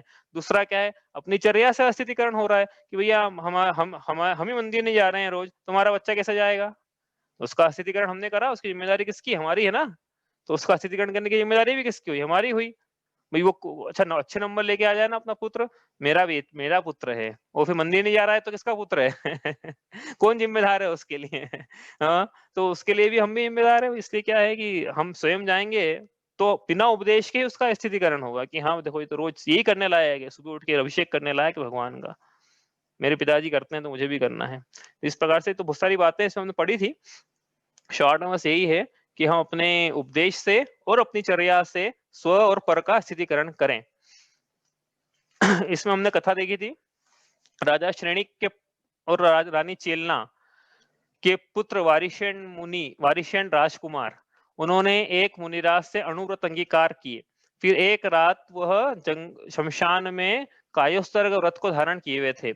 उसी रात को वहां पर एक वेश्या ने एक प्रेमी को जब एक सेठानी का हार चुराने की प्रेरणा दी, तब जब चोर को सिपाहियों ने देख लिया, तब उन्होंने वारिशेन मुनि को के ऊपर वो हार फेंक दिया और वारिशेन मुनि फंस गए कि जैसे मान लो इनने हार चुराया। तो सैनिकों ने फिर वारिशेन राजकुमार को पकड़ लिया। वारिशेन मुनि नहीं थे उस समय, वो राजकुमार थे। तो वारिशेन राजकुमार को उन्होंने पकड़ लिया और वारिशेन राजकुमार को फिर राजा श्रेणिक के सामने प्रस्तुत किया।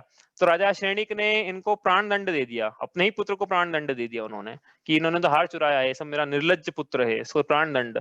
अब जब वारिशेन राजकुमार को जो सूली पर टांगने की कोशिश की गई, तो देवों के द्वारा चमत्कार हुआ और उनका जो फांसी का फंदा था वो पुष्प की माला बन गई और नीचे सिंहासन आ गया, जिससे वो बच गए। जगत में ख्याति व्याप्त हो गई कि वारिशेन राजकुमार सच्चे जिन भक्त हैं। और जब राजा श्रेणिक उनसे क्षमा मांगने गए तो वारिशेन राजकुमार ने बोला कि मुझे संसार में वापस नहीं जाना है, मुझे तो आप जिन दीक्षा देने की अनुमति दीजिए। तो उन्होंने जिन दीक्षा किसने वारिशेन राजकुमार ने जिन दीक्षा अंगीकार करी और वो बन गए वारिशेन मुनि। और वो विहार करते करते एक बार अपने ही बचपन के एक मित्र पुष्पडाल के यहाँ गए। पुष्पडाल आहार पे गए मतलब। तो पुष्पडाल का उसी दिन विवाह हुआ था कानाक्षी नाम की स्त्री से। अब विवाह तो हुआ, अब क्या इन्होंने जब आहारचर्या करी पुष्पडाल के यहाँ, तो पुष्पडाल मुनिराज को जो छोड़ने जाते हैं ना, अपन कमंडल लेके साथ में उनके पीछे भी चलते हैं। तो वो भी गए कि चलो इनको छोड़ के आते, थोड़ी दूर, ज्यादा कितनी दूर जाएंगे, पास में जाएंगे। तो ऋषि मुनि, अब क्या है, एक तो राजकुमार बचपन के मित्र मुनिराज, तीन तीन बातें हैं, तो बिल्कुल जाएंगे छोड़ने, भले ही विवाह हुआ उस दिन, लेकिन विनय तो यही कहता है कि छोड़ के आना चाहिए। तो वो भी गए उनको छोड़ने। और वो चले आ रहे हैं, चले आ रहे हैं और बहुत दूर निकल आए। और उनको आकुलता सताने लगी पुष्पडाल को कि मेरी कानाक्षी नाम की स्त्री जिससे अभी मेरा विवाह हुआ है, मैंने गृहस्थी भी शुरू नहीं करी, उसके साथ में जाके कर तो लूंगा एक बार ढंग से। तो लेकिन वो चले ही आ रहे हैं। अब वो उनको फिर चलते चलते बीच में दो तीन कथा हुई उसके, लेकिन चलते चलते पहुंचे वहां पे जहाँ पे अन्य मुनि परिषदी में पहुंचे। मुनि परिषदी मतलब जहाँ पे अन्य मुनि भी थे। तो उन्होंने जब वारिशेन को देखा, वारिशेन मुनि को, उनके पीछे पुष्पलाल को देखा गृहस्थ को, तो उन्होंने वारिशेन मुनि से बोला कि अरे वाह, तुम तो आज एक श्रावक को मुनि दीक्षा दिलाने के लिए अपने साथ लेकर आ गए। अब ये पुष्पलाल जो है वो क्या बोले, वो वारिशेन तो उनके बचपन के मित्र हैं और सब बातें, इनकी बात को कैसे झुठला दें कि भैया नहीं, मना कर देंगे तो फिर अभी वारिशेन मुनि। तो उन्होंने बोला ठीक, उन्होंने दीक्षा ले ली। किसने? पुष्पलाल ने भी दीक्षा ले ली, वहीं के वहीं स्त्री उनका इंतजार कर रही थी कानाक्षी। यही बात पुष्पलाल को 12 साल तक चुपती रही, क्या कि मेरी स्त्री इंतजार कर रही है मेरा, मेरी स्त्री 12 साल तक। क्या करा वारिशेन मुनि ने? स्थितिकरण किया, संसार का स्वरूप, भोगों का स्वरूप, स्त्री का स्वरूप, नरक का स्वरूप, 12 भावना, वैराग्य भावना सुनाते रहे, मूलाचार सुनाते रहे 12 साल तक। वो रोज बोलेंगे स्त्री के पास आना, ये बोलेगी नहीं, सुनो सुनो उपदेश। तो 12 साल तक किया। फिर एक बार भगवान के समोह शरण में दोनों पहुंचे। भगवान के समोह शरण में फिर पुष्पलाल मुनिराज बोले कि अब तो मुझसे नहीं हो रहा है, अब तो मैं जा ही रहा हूँ, दीक्षा छेद के अपनी स्त्री के पास जा रहा हूँ। तो फिर वारिशेन मुनि बोले कि एक काम करो, पहले अपन मेरा जो गृहस्थ अवस्था का महल था वहां चलते हैं। वहां पे वहां दोनों गए तो रानी चेलना से बोलते हैं वारिशेन मुनि कि आप जो मेरी गृहस्थ अवस्था की सारी पत्नियां थी उनसे बोले कि सब श्रृंगार करके मेरे सामने आए। तो सब रानी जो थी सब श्रृंगार करके लाइन से खड़ी हो गई। इनकी राजकुमार की जो रानियां थी, हम्म सब श्रृंगार करके खड़ी हो गई। तो फिर वारिशेन ने पुष्पलाल से कहा कि देखो, यदि तुम्हें संसार में थोड़ी सी भी रुचि है तो कानाक्षी को छोड़ो, तुम तो इस राजमहल में रह जाओ और इस प्रकार की सुंदर स्त्रियां हैं इनका उपभोग करो। तो फिर पुष्पलाल ने बोला कि अरे वाह, ये वारिशेन मुनि कितने धन्य हैं, इतने अच्छे राजमहल को छोड़ा, इतनी एक से उड़कर एक इनकी सुंदर स्त्रियां हैं उनको छोड़ा, और मैं एक कानी स्त्री के पीछे 12 साल तक मोह में फंसा हुआ हूँ। उनको बड़ा प्रायश्चित हुआ, उन्होंने वारिशेन मुनि से प्रायश्चित लिया, फिर आपस से अच्छी प्रकार से फिर मुनि दीक्षा अंगीकार कर मतलब मुनिचर्या का पालन किया। इस प्रकार से वारिशेन मुनि स्थितिकरण नाम के अंग में प्रसिद्ध हुए। 12 साल तक उन्होंने अपने मित्र का हो स्थितिकरण किया। इस प्रकार से ये स्थितिकरण की कथा है। आगे अपन चलते हैं वात्सल्य नाम का अंग। वात्सल्य धर्मी सो गो बच्छ प्रीति सम। एक सम्यक दृष्टि जीव को साधर्मी के प्रति निस्वार्थ प्रीति का भाव होता है। निस्वार्थ होता है और साधर्मी के प्रति, दो चीजें इंपॉर्टेंट है। उसमें जो उदाहरण दिया है छड़ाला में, गाय का बछड़े के समान, क्योंकि गाय का अपने बछड़े के समान जो प्रेम है वो निस्वार्थ है। उसी प्रकार एक साधर्मी का दूसरे साधर्मी के प्रति भी प्रीति का भाव, वात्सल्य का भाव, आदर का भाव, जैसा जिनका पद है, जैसी उनकी योग्यता है, उस प्रकार से उनके प्रति आदर का भाव होता है। ये वात्सल्य नाम का अंग है। तो इसमें निस्वार्थ शब्द लिखा है, स्वार्थ स्वार्थ के साथ में है वात्सल्य, तो वो अवात्सल्य है। स्वार्थ के साथ में यदि प्रीति का भाव है, आदर का भाव है कि इनकी विनय करेंगे तो बदले में अपने को ये पंडित डिक्लेयर कर देंगे सब लोगों के सामने कि अरे वाह पीयूष भैया कितना अच्छा आता है आपको, देखो इनको कितना अच्छा आता है, सबके सामने तारीफ करेंगे। तो ये कहाँ हुआ फिर? निस्वार्थ नहीं हुआ ये कि अपन एक पंडित को घर पे लेके आए, फिर अपन ने पंडिताई करी अपनी, ताकि फिर अपन अगले दिन जब उनकी सभा चले तो बोले अरे हाँ पीयूष भैया से कल मैंने चर्चा करी, इनको तो बहुत आता है। तो इस प्रकार से क्या हुआ ये कि ये निस्वार्थ नहीं हुआ ना भाई, प्रीति का भाव स्वार्थ के साथ में हो गया। अपन ने तो एक थोड़ा छोटा सा एग्जांपल दिया है, लेकिन बहुत प्रकार के अपने जब पढ़ा था तब एग्जांपल देखे थे कि अपने धंधा चलाने, बिजनेस चलाने के लिए या और लौकिक प्रयोजन की सिद्धि के लिए प्रीति का भाव होना, तो वो तो फिर क्या है, अवात्सल्य है। और इसमें एक बात और देखी थी कि साधर्मियों के प्रति तो वात्सल्य है, लेकिन जो कुधर्मी है, अधर्मी है, उनके प्रति भी द्वेष का भाव नहीं है। सम्यक दृष्टि के द्वेष का भाव नहीं है। हाँ, यदि वो अपने तीर्थ स्थानों पे अतिक्रमण करते हैं, इंक्रोचमेंट करते हैं, तो फिर उनका जवाब यदि देने की हमें सामर्थ्य है उनका प्रतिकार करने का, तो हम उनका प्रतिकार करें, वरना उनसे द्वेष का भाव रखना भी उचित नहीं है, क्योंकि सम्यक दृष्टि के इस प्रकार से द्वेष नहीं पाया जाता है। वो फिर तत्वों का चिंतन करता है, कर्मों का वो चिंतन करता है, सम्यक ज्ञानी है वो। तो इस प्रकार से वात्सल्य नाम का अंग हमने पढ़ा। उज्जैनी नगरी के श्री वर्मा राजा के 4 मंत्री थे। उसमें बलि नाम का प्रमुख मंत्री था, उसका बृहस्पति, नमुची और एक और मंत्री थे। 4 मंत्री उनके राजा श्री वर्मा के थे। अब उनके नगर में अकंपनाचार्य मुनि सहित 700 मुनि राजों का आगमन होता है। लेकिन आचार्य कंपनाचार्य देख लेते हैं कि उज्जैन नगरी की दशा कुछ ठीक नहीं है, यहाँ पे कुछ अनर्थ होने वाला है, तो अपने सभी मुनिराजों को बोल देते हैं कि यहाँ पे सभी मौन धारण करें। तो जब वहां पे श्री वर्मा नाम के राजा अपने मंत्रियों के साथ उनकी वंदना करने पहुंचते हैं, तो कोई मुनिराज इनको धर्म वृद्धि तक का आशीर्वाद भी नहीं देते हैं। तो उनके चारों मंत्री बोलते हैं कि देखो ये अज्ञानी है, लेकिन ज्ञानवान होने का नाटक कर रहे हैं, इसलिए इन्होंने मौन धारण किया हुआ है, वास्तव में इनको कुछ आता नहीं है, इसलिए इन्होंने मौन धारण किया हुआ है, ऐसा बोल के राजा को भड़काने की कोशिश करते हैं। श्री वर्मा जब जाने लगते हैं वहां से, तो सामने से श्रुत सागर मुनि आते हुए दिखते हैं उनको। अब श्रुत सागर मुनि ने आचार्य कमनाचार्य का यह आदेश नहीं सुना था कि मौन धारण करना है, वो समय आहार पे गए हुए थे, वो आने में लेट हो गए। अब जब बलि ने बोला श्री वर्मा को कि देखो एक और बेल चला आ रहा है, इसको कुछ भी नहीं आता है, तो श्रुत सागर जी ने बोला कि चलो शास्त्रार्थ करते हैं। तो शास्त्रार्थ करके उन्होंने चारों मंत्रियों को परास्त कर दिया। अब मंत्री चले गए अपने महल, अपमान का दंश झेलते हुए, और ये श्रुत सागर जी ने आचार्य गमनाचार्य को पूरा वृत्तांत सुना दिया। आचार्य गमनाचार्य ने बोला कि अरे ये तो बड़ा अनर्थ हो गया है, अब तुम श्रुत सागर जी वहीं जाओ जहाँ पे आपने शास्त्रार्थ किया था, और वहीं जाके रात में कायोत्सव धारण कर लो, तो ये विपत्ति टलेगी आपकी। तो श्रुत सागर जी ने वैसा ही किया। अब रात में ये चारों मंत्री बदला लेने के लिए आए, और जैसे ही इन्होंने श्रुत सागर जी को देखा, तो अपने हाथ उठा के, अपनी तलवार उठा के, खड़ग उठा के इन पे वार करना चाहा। लेकिन जैसे ही वार करना चाहा, वैसे ही देवताओं द्वारा चारों मंत्री किलित हो गए। किलित हो गए मतलब फ्रीज हो गए। अब फ्रीज होने के बाद जब लोगों ने देखा कि अरे ये तो देवताओं द्वारा किलित हो गए और इनके हाथ में शस्त्र और सामने मुनिराज हैं, तो पूरे नगर में बात फैल फैल गई कि ये तो मुनिराजों प्रहार करने आए चारों के चारों। अब सुबह हुई तो श्रुत सागर जी चले गए अपने संग में, क्योंकि रात भर तक का था उनका तो प्रायश्चित जो था। अब लेकिन जब श्री वर्मा को ये बात पता पड़ी, तो उन्होंने चारों मंत्रियों को निष्कासित कर दिया वहां से। अब ये निष्कासित कर दिया उज्जैनी से, तो ये पहुंचे हस्तिनापुर। वहां पे महापद्म के 2 पुत्र पद्म और विष्णु, जिसमें से पद्म ने तो दीक्षा ले, पद्म तो राजा बनकर, और विष्णु कुमार जी ने दीक्षा ले ली थी। तो ऐसे महापद्म के पुत्र जो है, पद्म नाम के राजा राज करते थे। तो वहां पर चारों मंत्री पहुंच गए हस्तिनापुर में। उन्होंने राजा को खुश करके ऐसा वर ले लिया कि हमको जब भी कुछ चाहिए आपसे तब ले लेंगे। अब वहां पे ये हस्तिनापुर में ही अकंपनाचार्य सहित 700 मुनिराज पहुंचे। हस्तिनापुर विहार करते करते। अब बलि और उनके मंत्रियों को अपने अपमान वाली बात याद आ गई और उन्होंने बोला कि अब तो अच्छा मौका है। तो उन्होंने वो राजा के पास आते हैं, पद्म के पास में, और बोलते हैं कि हम हमारा वर चाहिए कि हमको आपका हस्तिनापुर नाम का राज्य 7 दिन के लिए चाहिए। अब जो पद्म था उनको देना पड़ा क्योंकि वो प्रतिज्ञाबद्ध थे।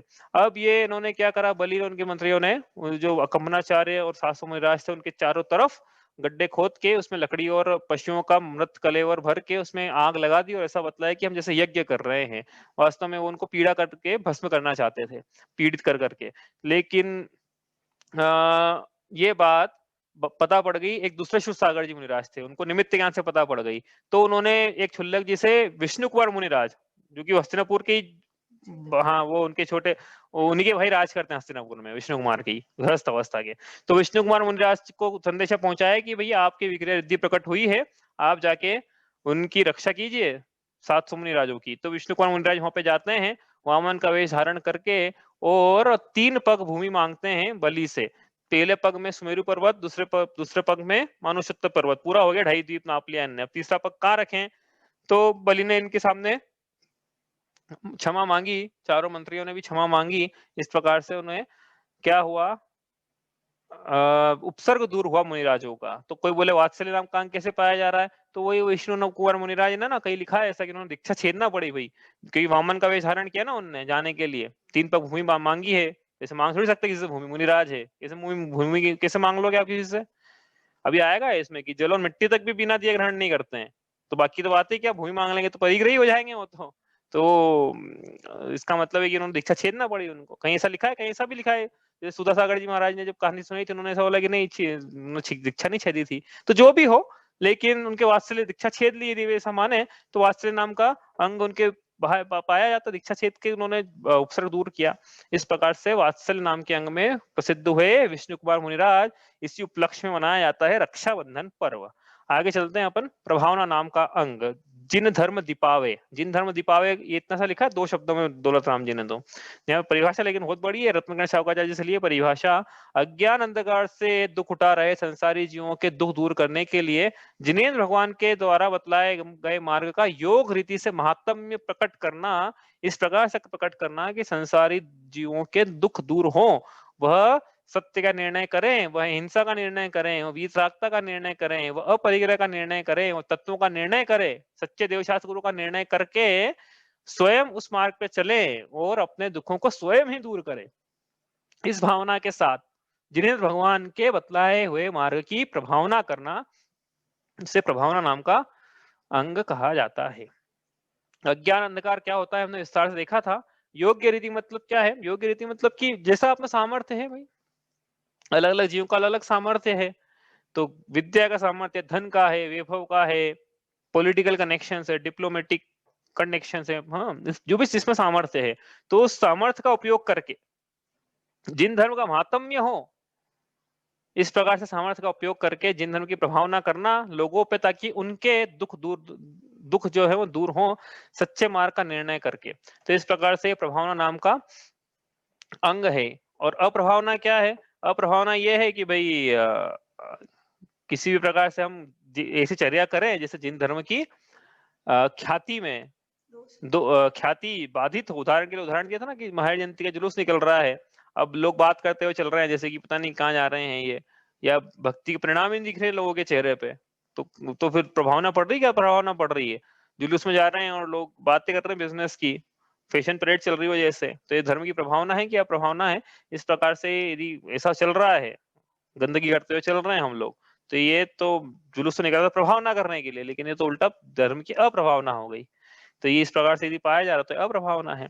इसमें काफी लंबी कथा थी, शॉर्ट में ये है कि सोमदत्त और यज्ञदत्ता के जब पुत्र होने वाला था, तब यज्ञदत्ता ने को दोला उठा कि उन्हें आम खाने की इच्छा है। तो आम के लिए जब सोमदत्ता एक वन में पहुंचे, तो वहां पे एक मुनिराज से उन्होंने जिन दीक्षा धारण कर ली, क्योंकि उनको जाति स्मरण हो गया था अपने पूर्व जन्म का। तो जब यज्ञदत्ता को ये बात पता पड़ी, तो पुत्र को जन्म देने के बाद वो अपने पुत्र को लेकर ही सोमदत्त के चरणों में रख के चले गए। अब सोमदत्त तो मुनि हो चुके थे, उस पुत्र की कौन रक्षा करता? सोमदत्त का पुत्र, यज्ञदत्ता का पुत्र, यज्ञदत्ता ने छोड़ दिया, बोले आप संभालो, मैं से नहीं संभलेगा, आप मुनि बने ना, आप जानो। अब दूसरे शहर में शंभू नाम के राजा के 2 पुत्र दिवाकर और पुरंदर में से पुरंदर ने दिवाकर से पूरा राज हड़प लिया और दिवाकर अपनी स्त्री मणिमाला के साथ में तीर्थ यात्रा पे जा रहे थे, तो उन्होंने इस पुत्र को देख लिया और पुत्र को अपने पुत्र की तरह पालना शुरू कर दिया और जगत में ये बात फैला दी कि मणिमाला के गूढ़ गर्भ था और ये हमारा ही पुत्र है। जब ये बड़े हुए, पुत्र का नाम था वज्र कुमार, जब ये वज्र कुमार बड़े हुए, तब ये अपने मामा के घर जा रहे थे, तो मामा के घर जब जा रहे थे तो वहां पे एक स्त्री थी। उस स्त्री कोई विद्या सिद्ध करने की कोशिश कर रही थी, तो उन्होंने मदद करी वज्र कुमार ने, तो उन्होंने फिर आपस में विवाह कर लिया, तो हो गया वज्र कुमार का विवाह।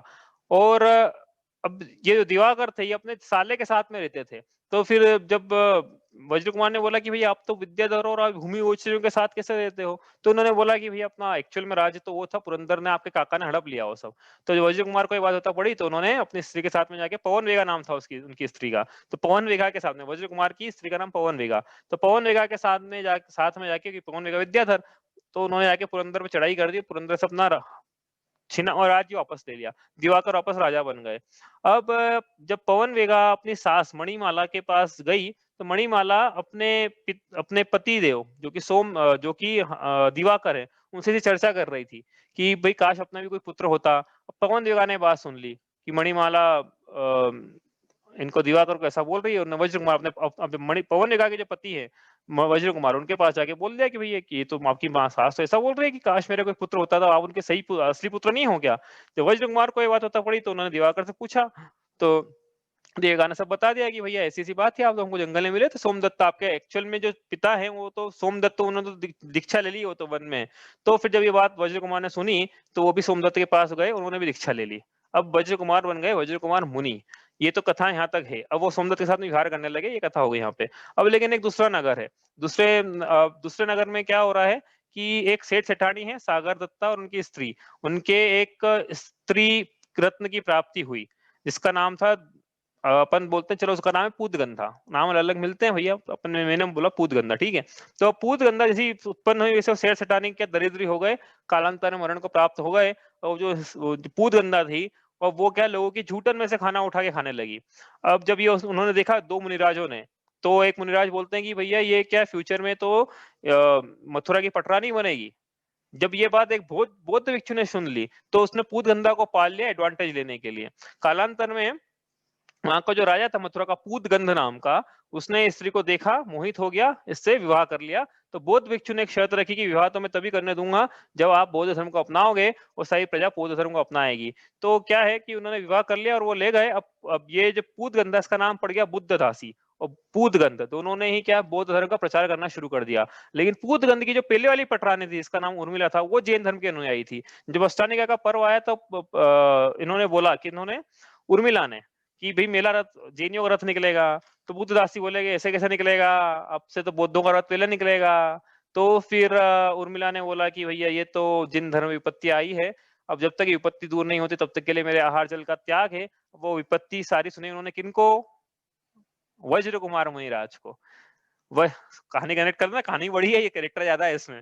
तो वज्र कुमार मुनिराज ने कहानी सुनी, तब विपत्ति सुनी, तो उसी समय उनके जो गृहस्थ अवस्था के जो पालक पिता थे, जिन्होंने उनको पाला था, दिवाकर, वो आए हुए थे सारे विद्याधरों के साथ में। तो उन्होंने दिवाकर को बोला, उनके जो पिताजी थे उस समय के, मतलब गृहस्थ अवस्था के, कि आप में सामर्थ्य, क्या विद्याधर हैं, आप में सामर्थ्य की विपत्ति को दूर किया जाए।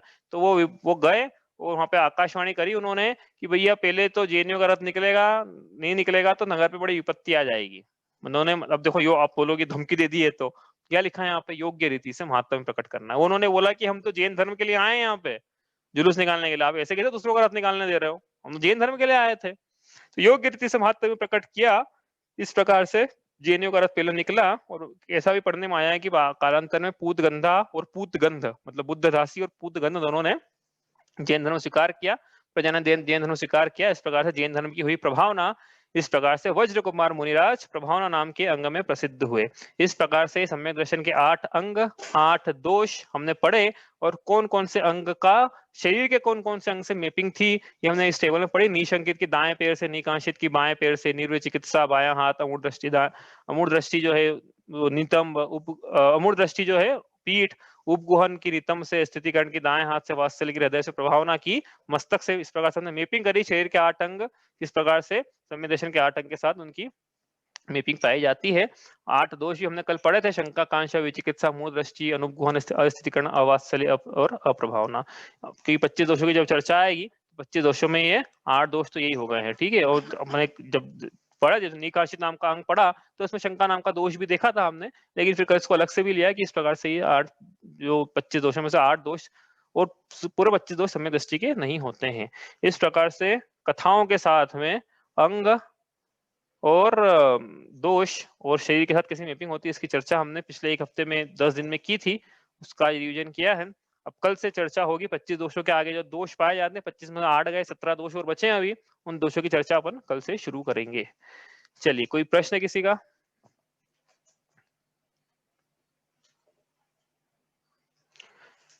थोड़ा रिवीजन करा था ये, इसलिए मैंने तो फास्ट चलाया भाई आपको थोड़ा। अब क्या है कि इसमें जो की कैरेक्टर्स हैं, प्रमुख पात्र, प्रमुख घटनाएं, वो आप याद कर लेना है इसको अच्छे से, कि प्रमुख जैसे अंजन जोरी कहानी में कौन कौन से की कैरेक्टर्स हो सकते हैं, आपको क्या लगता है प्रमुख घटनाएं कौन सी थी उसमें। इस प्रकार से हर एक में प्रमुख पात्र, मतलब 2 या 3 प्रमुख पात्र और 2-3 प्रमुख घटनाएं, बस मतलब आप 2 या 3 लाइन में स्टोरी को लिख पाओ, प्रमुख पात्र प्रमुख घटनाओं के साथ में और प्रमुख स्थानों के साथ में। इस प्रकार से आप याद कर लो तो अच्छा है। देखते हैं फिर एग्जाम में क्या होता है, वो तो अपन देख ही लेंगे। बाकी मैं मतलब ये नहीं बोल रहा हूँ, अगर आप याद करो तो अच्छा है, आपको काफी लंबे स्टोरी तो याद रही जाती है ना, इसलिए। चलिए, इतना ही करते हैं। अब कल से चर्चा करेंगे 8 मदों की, जिसकी चर्चा हमने उत्तम माधव धर्म के दिन भी करी थी। वापस से वही चर्चा कल से अपन शुरू करेंगे। चलिए, इतने। आप देखो, प्रश्न पत्र बहुत से लोगों ने दे दिया है, लेकिन कुछ लोगों का, जिन लोगों का आना चाहिए, हर बार आता है, उन लोगों का अभी तक भी नहीं आया है। मुझे नहीं पता भाई क्या है, लेकिन कल डेडलाइन है ना। कल डेडलाइन के बाद फिर अपन स्वीकार नहीं कर पाएंगे, क्योंकि क्या है, क्लोज बुक पेपर उन्हीं को दे पाएंगे जिन्होंने ओपन बुक दिया है। जिन्होंने ओपन बुक नहीं दिया, क्लोज बुक दे के क्या मतलब है फिर। इसलिए आप कल कल तक कर देना सबमिट, जिन्होंने नहीं किया है। जितना भी आता है अपने को प्रयास तो कीजिए, उतना कोई मुश्किल नहीं है, और जिन्होंने कर लिया है उनसे आप पूछ लीजिए। ऐसा का शब्द से आप कॉपी पेस्ट कर देंगे, दिक्कत थोड़ी है कोई, याद बाद में कर लेना। चलिए, कल डेडलाइन में ध्यान रखना आप क्वेश्चन पेपर सबमिट करने की। इतना ही करते हैं आज। सहजानंदी शुद्ध स्वरूपी अविनाशी में आत्म स्वरूप, ज्ञानानंदी पूर्ण निराकुल सदा प्रकाशित मेरा रूप, देह मरे पर मैं नहीं मरता, अजर अमर हूँ आत्म स्वरूप, सहजानंदी शुद्ध स्वरूपी अविनाशी में